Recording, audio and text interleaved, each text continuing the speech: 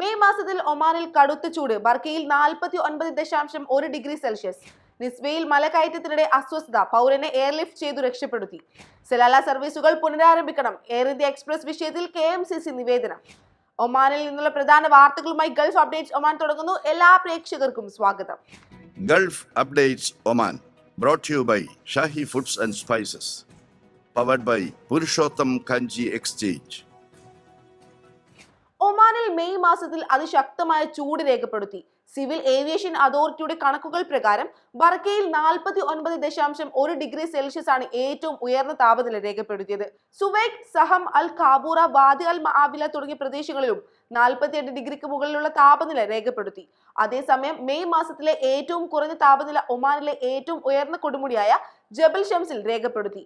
10.4 ഡിഗ്രിയാണ് ഇവിടെ രേഖപ്പെടുത്തിയത്. 2019 മുതൽ പ്രവർത്തിക്കുന്ന നിരീക്ഷണ കേന്ദ്രത്തിൽ രേഖപ്പെടുത്തിയ രണ്ടാമത്തെ ഉയർന്ന ചൂടായും 2026 മെയ് കണക്കുകൾ വിലയിരുത്തുന്നു.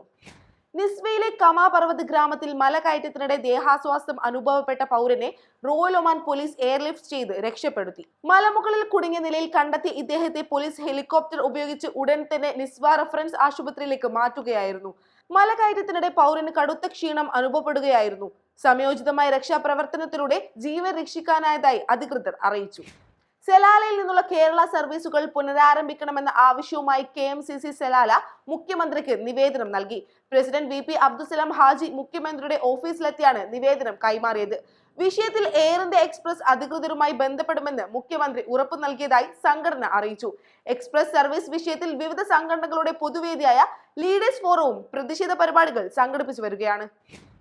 ഒമാന്റെ പരിസ്ഥിതിക്ക് ഭീഷണിയായ മാസ്ക്വിറ്റ് എന്ന അധിനിവേശ സസ്യം പൂർണ്ണമായും നീക്കം ചെയ്യാനുള്ള ദേശീയ ക്യാമ്പയിൻ രാജ്യവ്യാപകമായി പുരോഗമിക്കുന്നു. കൃഷി, മത്സ്യബന്ധനം, ജലവിഭവ മന്ത്രാലയത്തിന്റെ നേതൃത്വത്തിൽ നടക്കുന്ന പദ്ധതിയിൽ വേരോടെ പിഴുതുമാറ്റുന്ന യന്ത്രങ്ങൾ ഉപയോഗിച്ചാണ് നീക്കം. ഭൂഗർഭജലം വൻതോതിൽ ഉപയോഗിക്കുന്ന ഈ സസ്യം സ്വദേശീയ സസ്യങ്ങളെ ബാധിക്കുന്നതിനാലാണ് കടുത്ത നടപടി സ്വീകരിക്കുന്നത്. ക്യാമ്പയിന്റെ ഭാഗമായി ഗവർണറേറ്റുകൾ കേന്ദ്രീകരിച്ച് കർഷകർക്കും പൊതുജനങ്ങൾക്കും പ്രത്യേക ബോധവൽക്കരണ ക്ലാസുകളും നൽകുന്നുണ്ട്. തങ്ങളുടെ കൃഷിയിടങ്ങളിലോ പരിസരങ്ങളിലോ ഈ മരങ്ങൾ കണ്ടാൽ ഉടൻ അധികൃതരെ വിവരം അറിയിക്കണമെന്നും ഇവ വിറകിനായോ മറ്റ് ആവശ്യങ്ങൾക്കായോ വെച്ചുപിടിപ്പിക്കരുതെന്നും മന്ത്രാലയം കർശന നിർദ്ദേശം നൽകിയിട്ടുണ്ട്. ഒമാൻ വിഷൻ 2040 പരിസ്ഥിതി സംരക്ഷണ ലക്ഷ്യങ്ങൾ കൈവരിക്കുന്നതിൽ ഈ ദേശീയ യജ്ഞം പ്രധാനമാണ്. ഗൾഫ് അപ്ഡേറ്റ്സ് ഒമാൻ പൂർണ്ണമാകുന്നു. പ്രവാസ ലോകത്തെ പുത്തൻ വാർത്തകൾ അറിയാൻ ഗൾഫ് മാധ്യമത്തിന്റെ സോഷ്യൽ മീഡിയ പ്ലാറ്റ്ഫോമുകൾ സന്ദർശിക്കാം. ഗൾഫ് അപ്ഡേറ്റ്സ് നിങ്ങളുടെ വാട്സാപ്പിൽ ലഭിക്കുന്നതിന് നിങ്ങളുടെ പേരും സ്ഥലവും 96201150 എന്ന നമ്പറിലേക്ക് വാട്സാപ്പ് മെസ്സേജ് അയക്കൂ.